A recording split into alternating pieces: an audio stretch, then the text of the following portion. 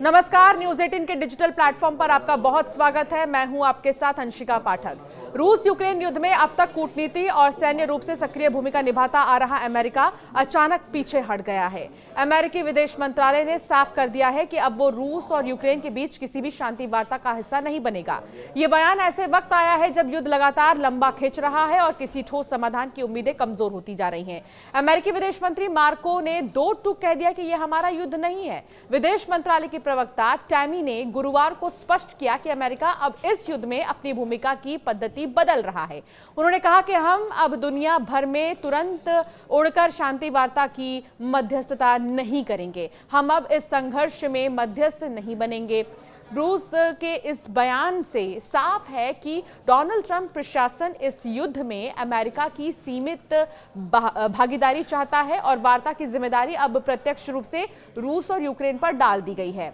America ने एक दिन पहले ही यूक्रेन के साथ महत्वपूर्ण खनिज क्रिटिकल मिनरल डील पर हस्ताक्षर किए थे, लेकिन अगले ही दिन रूस यूक्रेन युद्ध की मध्यस्थता से हटने का ऐलान कर सबको चौंका दिया है। अमेरिकी विदेश विभाग ने साफ कहा था कि अब ये युद्ध अमेरिका का नहीं है और दोनों देशों को खुद समाधान निकालना होगा।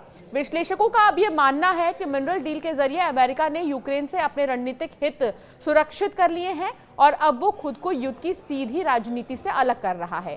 अमेरिका की इस नीति बदलने से यूक्रेन को झटका लग सकता है, क्योंकि अब उसे रूस के साथ बिना अमेरिकी समर्थन के शांति वार्ता करनी होगी।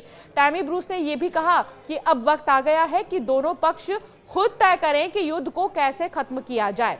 अब ये दोनों पक्षों के बीच की बात है, उन्हें ठोस समाधान सामने लाना होगा। यही उनका दायित्व है। उनका बयान ट्रंप प्रशासन की उस नाराजगी को भी बताता है जो रूस यूक्रेन शांति प्रक्रिया में कोई खास प्रगति न होने को लेकर बनी हुई है। अमेरिका के इस रुख से यूक्रेन के लिए नई कूटनीतिक चुनौती खड़ी हो सकती है।